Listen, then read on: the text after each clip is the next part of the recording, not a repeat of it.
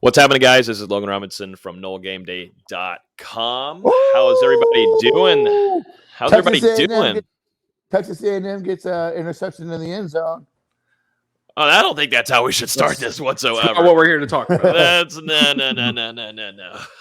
The fans might not like hearing that, but Florida State takes down North Carolina in Chapel Hill, 35-25. Jordan Travis goes off. Incredible game by him. Defensive plays. Sam Howell's running for his life everywhere. That was about the only offense they had. Gentlemen, Mike Norvell gets his first win on the road. Mac Brown will never probably beat Florida State in his coaching career. I feel great, man. Like this is probably the most aesthetically pleasing game, if that's really a way to put it, for me personally, since the Orange Bowl. You know, it was a game that I don't think anyone expected FSU to win. As we were talking about before you hopped on here, there are 3-score underdogs.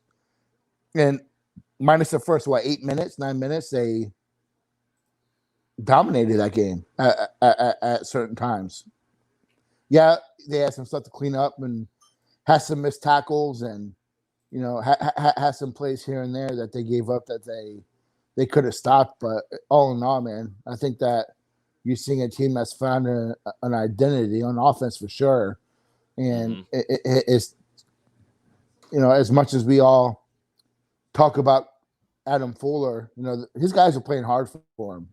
And, they played a really good game against a very dangerous quarterback who is going to be a top NFL pick. Yeah, like you said, Nate, I mean, it was a fantastic performance from Florida State. They came into this game heavy underdogs, and, they just went right in, got down 10-0 early, and you're like, man, is that going to be it for today? But no, they just came back, punched the Tar Heels in the mouth, and Jordan Travis did what he had to do. The running game produced all game. The defense got some stops, and, even in big situations, they came up huge. They got the goal line stand late in the game. They got the interception on Howell in the first half to keep the momentum going. I mean, by all accounts, most complete game outside of that first quarter that Florida State's played all season. And they really showed what this team can be moving forward into the rest of the season. Like you said, they found an identity on offense, and the defense finally is starting to come together during those big moments when they have to step up. Yeah, like you said, that the defense was situationally smart. Like plays on the goal line. When they had to get off the field, they got off the field. And we haven't necessarily seen that on a consistent basis. This is definitely the most complete game probably under Norvell. You look at Carolina last year, they had to hold on for dear life to win that game. But, they, like you said earlier, the score was 35-17. That last touchdown was garbage time. They went in after being down 10-0, and they responded to the adversity, which is what I talked about in the Mark Rogers podcast. Like, we haven't seen that. We've seen them get better at it, but they responded, and they turned around, and they put it to them in the second quarter. Like, clearly dominated that team in the second quarter. 21 points, no points for North Carolina in the second quarter. Dominating. I mean, Florida State's defense play. I mean, it was weird. A first reaction show, really, or recap of a game where we're talking in the production meeting about the favorite plays that we thought throughout the whole game. I mean, there was just that you got two handfuls that you could talk about. So many plays. I talked about Sidney Williams on whenever Sam Howell went deep.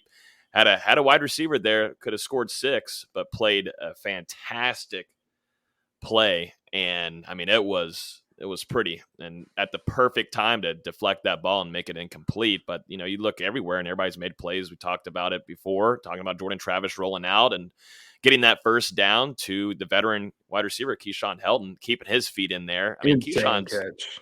Yeah, like 2 feet down. There's no reason to even review that. I mean, he was perfectly inbound, and they just wanted to look at it again because it was so beautiful. Mm-hmm. It was worth the review. Yep. And then Jordan Travis's throw, I'm just like, there's so many things. Jordan Travis's throw to Ontario Wilson, perfect timing. I mean, he knows how fast Ontario is, so just put it in front of him and he'll go get it.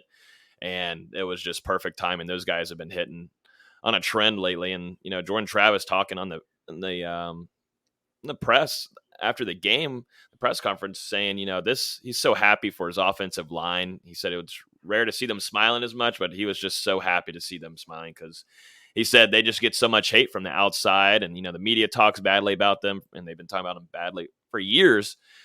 But he was very just very candid and just loves his teammates. I don't think that I don't think we've been that tough on the offensive line this year. I think we've all said that, this is a unit that's had to stay healthy and also has played better under Coach Atkins. And one thing that I was talking about with Steve on the other podcast I was doing was that it's arguable that the offense played better when Love Taylor went out with his injury. I know he's playing banged up. He's trying to gut through it, but you could argue that when Baby and Johnson came in, the offensive line played better as a whole. They started moving the ball in that second quarter, and this was the first game since Notre Dame that they had their initial starting lineup together. So you didn't have a drop off with Baby when he came in, and so that was good to see. This bye week can't come at a better time for Florida State, though. Mm-hmm. Not wrong. Yeah, it was huge to get Maurice Smith back, because he's been out since that first half against Notre Dame. I think having your starting center was absolutely huge. And then, like you said, I don't think it's an indictment on Love Taylor that Bavion Johnson helped the offense once he got in there. He's banged up. Robert Scott's banged up. A lot of those guys on the offensive line need some rest. And, you just said it a second ago. The bye week cannot come at a perfect time. I think I've been saying that for 2 weeks because, the offensive line has really been beat up dating all the way back to the Louisville game. And these next, 10, 14 days are going to be essential in getting them back healthy for the final 6 games of the season. Absolutely. Yeah, no, we observing practice, Devontae Love Taylor has been dealing with this injury. And so, but it's good noting there, Nate, about Bavion Johnson coming in and that offensive line was moving well. That's a 5th-year veteran. You expect him to come in and be able to play solid. But overall, this season, we haven't really had to talk badly about the offensive line. But today, it just feel like all the cylinders were clicking with the offense. It felt like, this is the first time I was able to expect Florida State to have a successful drive, sustained drives. Norvell talked about it. He was the happiest guy. I believe Irish Raffel asked him, how do you feel now with y'all being able to get these drives going? And he said, I can't lie to you, Ira, I'm the happiest person here. That's just so huge because that allows the defense to get some rest, man, because that's what Florida State has struggled with. Florida State's defense always on the field. Florida State goes 3 and out on offense. They're back out there. They're able to actually go and look at some film and see what's going on and talk on the sideline before having to go back out there. So, there's just a lot of things when you can have an offense that does its thing. We've seen Norvell do it at Memphis. It seems like things are starting to click there, and dang, there was a wide receiver room today, which is weird. You would have never. The running game was great too, but the wide receivers had a good game. I don't think we would have expected that, and in this game, they stepped up. Yeah, listen, also thank you, Eric. Thank you, Eric, for the appreciate that, tip. Eric. Absolutely. This is, for me, I think getting it's Syracuse. I get it. But getting that first win off their shoulders and getting that pressure off of them, I do think they're able to just relax a little bit and just play the game. And I think that you saw some continuity, from last week. And also just confidence is a big thing in sports. And, I think that they moving forward now, I know someone put on here earlier, can they get to 7 wins? I think there's a path to 6, but that's something we can talk about. Maybe not today, but on Wednesday. How Florida State can get to 6 wins and make a bowl, which would be crazy. That we actually would consider that as an option. But I've been one of the biggest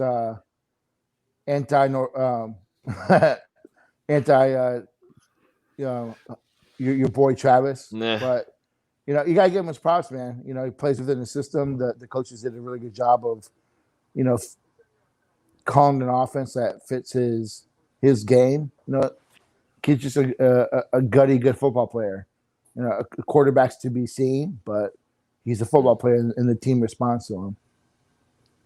Yeah, and I mean, he did what he needed to do today. He used his legs, made a ton of plays, had that long touchdown run, obviously. But other outside of that, there was some RPO plays that he pulled down and made a couple plays with his feet, whereas otherwise it probably would have been a tackle for loss. And in the passing game, I mean, he just did what he needed to do. He hit a couple deep shots, which I thought was huge to Ontario Wilson and Keyshawn Helton. And then, some of the other passes were just quick little screens to Cameron McDonald, for instance. But the offense did what it had to do. They had now your last two games, you're 9 of 9 in the red zone. All three today were touchdowns. And you also used up a lot of clock. 3 of those drives were extremely long. I know the one to make it 10-7 was like 7 minutes or something like that. You also had the 80-plus yard drive in that third quarter. So it was impressive to see what they did today. Yeah, they were 7 for 10 on third down. Yep. That's their best performance since 2014 on third down, which says a lot. Yeah. So we're talking about best performance on such a critical down in 7 years. And not only that, I mean, I'd be interested to see what the average yards were on third down, because they did so well on first and second down consistently that if it did get to third down, it was typically, 3rd and 4 or less, third and short. Right. Yeah. So, staying ahead of the chains is what they did really well today.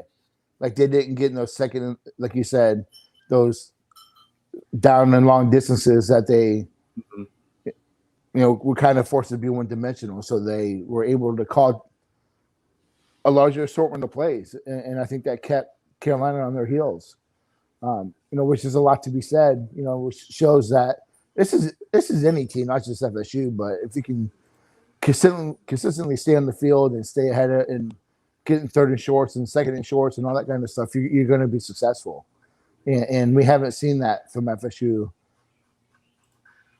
Maybe since Notre Dame, but we haven't seen that on a consistent basis, like we saw today, in my opinion, under Norvell. Maybe against Duke last year to end the season, but for me, I thought this was, overall probably the best effort we've seen under this coaching staff. Other than Devon, sorry, go ahead.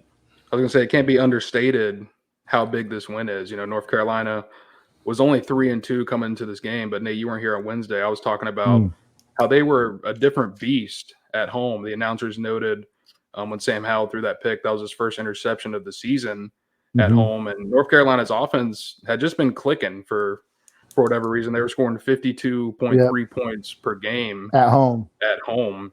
And for Florida State to hold them to 25, even though they got 432 total yards. I mean, it was a nice effort from the defense. Sam Howell was one of the best quarterbacks in the country, and they really wanted this game. So to keep Howell and Mac Brown winless against Florida State, it feels pretty sweet. Yeah, no, it ain't too bad. It feels hella sweet. I was going to mention, too, injury-wise, Devontae Love-Taylor, but I'm thinking, you had multiple guys go down, but unless anything changed, it seemed like Keir Thomas was back into the game, which was huge for FSU. And who am I missing here? Sidney Williams was down on a play. Brownlee was down on a play. There was a handful of guys that were hurt, but came back in, which was gigantic for Florida State, because Florida State already knows. And I'll tell you what, Malcolm Ray, keep an eye on him. I thought he played well. I mean, hasn't had a lot of experience yet at Florida State, but comes in and played really well. I mean, he had a lot of pressures, and he looked good. That's a big boy, too. That is a big boy. He's played well all season. That's the guy that people have been kind of talking about since he arrived on campus. So that whole, that package they took with Brownlee and Ray seems to be, paying dividends for Florida State. Yeah, and you needed it today with Dennis Briggs always out for the season. This was Malcolm Ray's first start of his career, and he made an impact. And this is a guy, ton of potential. I can't remember the exact division, but he won player like of the city or player of the year in his high school town. Yeah, and a big football talent area. Yeah, and then he came into Florida State and was practice player of the year on defense his true freshman season. So this is a guy, he's going to continue to grow. I think he's going to make big impact on that Florida State defense.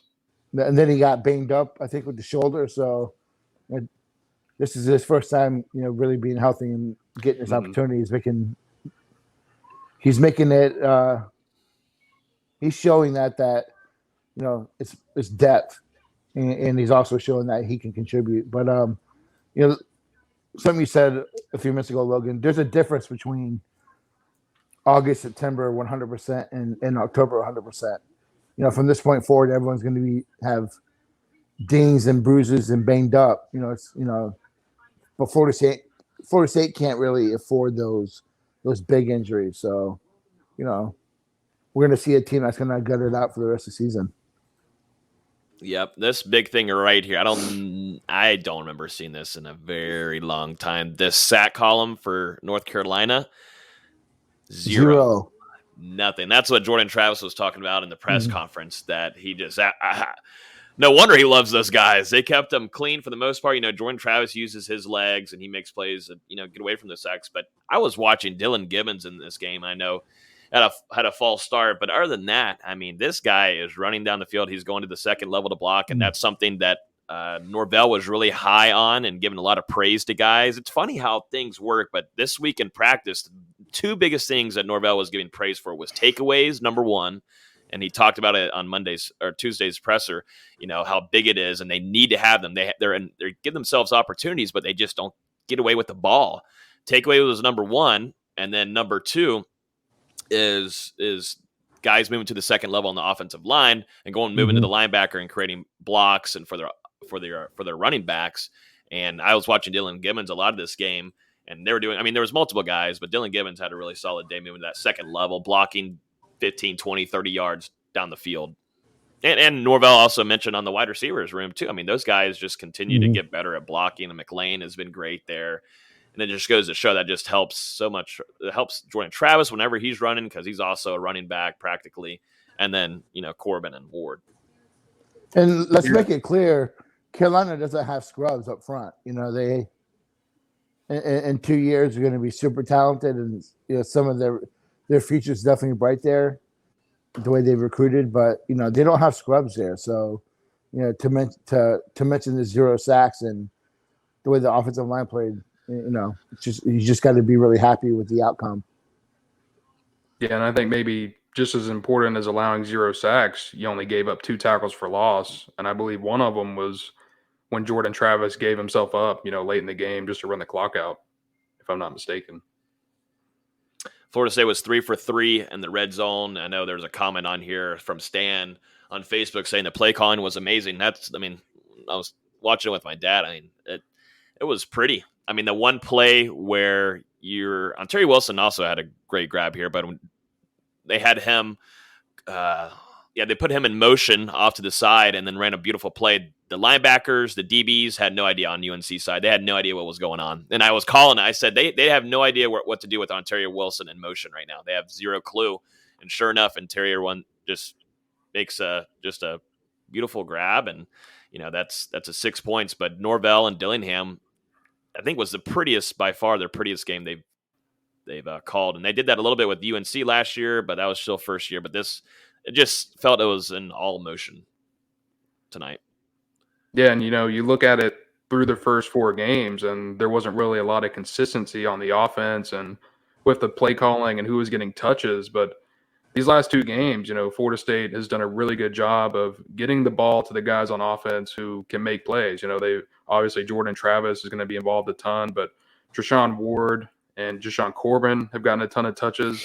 It looks like they trusted the veteran wide receivers a little bit more today. You're seeing Cameron McDonald get more involved with catching the ball. So that's what you have to do. Get it to the players that are going to make you great. You're not wrong. The old school Bobby mantra that players make plays. So we finally saw it today. So one last thing before we jump off of here, let's talk about recruits. I know that y'all kind of are in contact with a good amount of them, but let's talk about Travis Hunter after the game on IG Live with Jarvis Brownlee, cornerback at Florida State. Jerry Jones breaks the rock, but they're all on IG Live, and Travis Hunter joins in on the celebration, and he's dancing in his living room and having a good time. But can we just go ahead and shut it off? Is that it? I mean, I don't think it's ever going to be – it's the number one player in the country. He's one of the most talented guys we've ever seen in years. So the conversation of, oh, man, is he really going to still stick with Florida State? That's always going to continuously be a thing. But I think it kind of FSU fans are going to sleep good at night. I mean, it just goes to show that he's going to stick with Norvell. And I loved hearing Norvell in the locker room afterwards saying, we're going to work hard. We're going to work hard. But your ass ain't going to be working on until Tuesday. So they get an extra day off heading into the bye week. But Jerry Jones gets to break the rock. Good for him. That was huge for him getting that interception. Yeah. I mean, and there was another play too he made down the field. Let's note on that real quick. That interception only turnover of the game. For the first time all season, Florida State won the turnover battle in a football game, and they won by their largest margin of the season. I mean, for the first time since maybe 2013, a Florida State defensive back made a correct play on the ball, got his head around, and stayed in phase, did everything he's supposed to do, and picked it off. But as far as Travis Hunter, that's not going to stop until he signs. It's just going to be talked about, especially if he takes visits anywhere.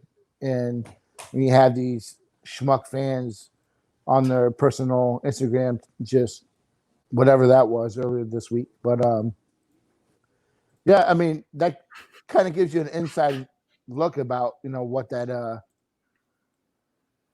relationship is like. So it's going to be hard to break, So, like I said, when I retweeted it, that kid looks pretty locked in, and locked in his capital letters. So, yep. And real quick, I'll just read out 3 recruiting reactions from recruits that I got after the game. Quarterback AJ Duffy said, "I'm fired up. Very impressive win. Looks like the culture is starting to come together and the guys are buying into it." Offensive lineman Kanaya Charlton, "Only thing I'm thinking about is how we can keep this train going. That's 2 in a row, and I want 3 in a row." And also 2024 running back Cam Davis, "Think the team fought another great game, and I'm very excited they came out with the win." And I'll just close it out with Kashawn Sapp. Woohoo!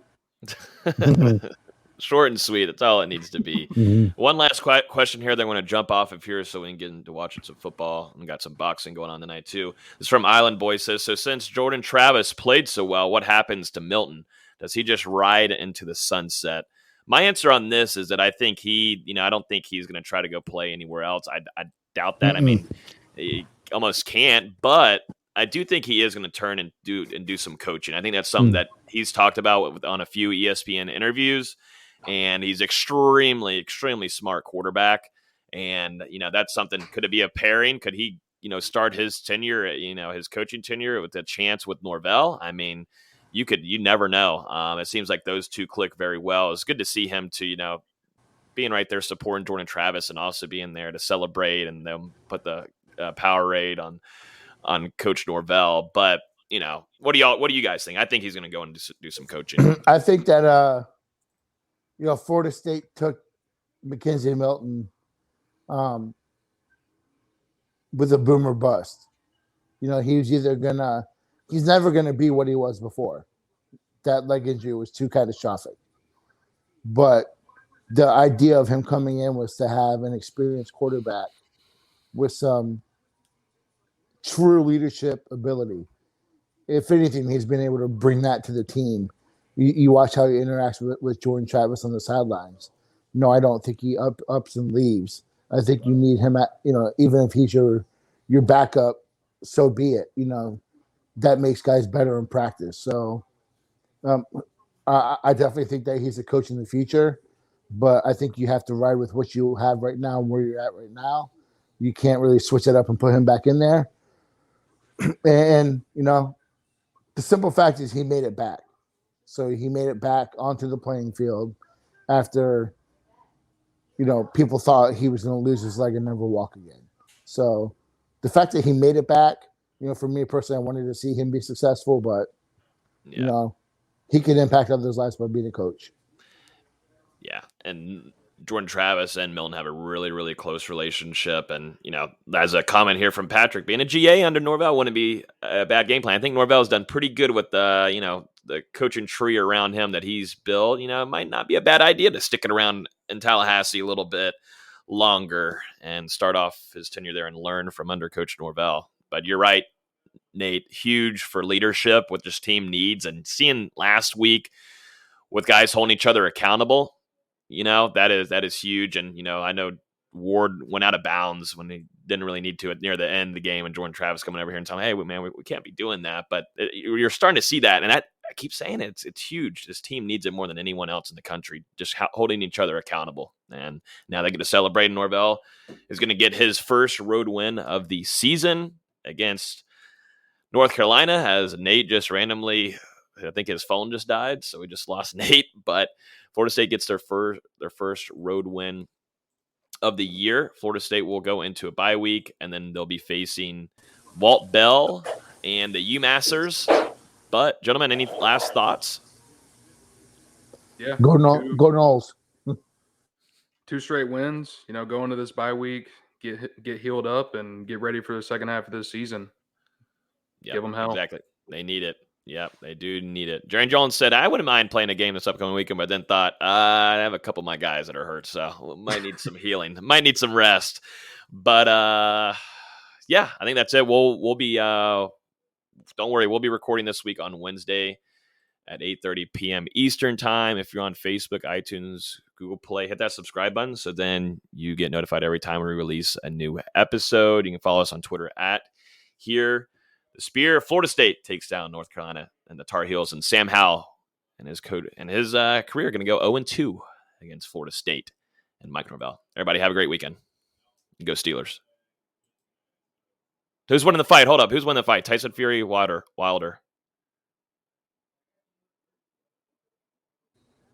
I got Wilder. We didn't hear you, Dustin. I got Wilder with a 10th round knockout. Fury, all 12 rounds, but Fury gets it. It's going to be fun. All right. Have a great weekend. Bye, y'all.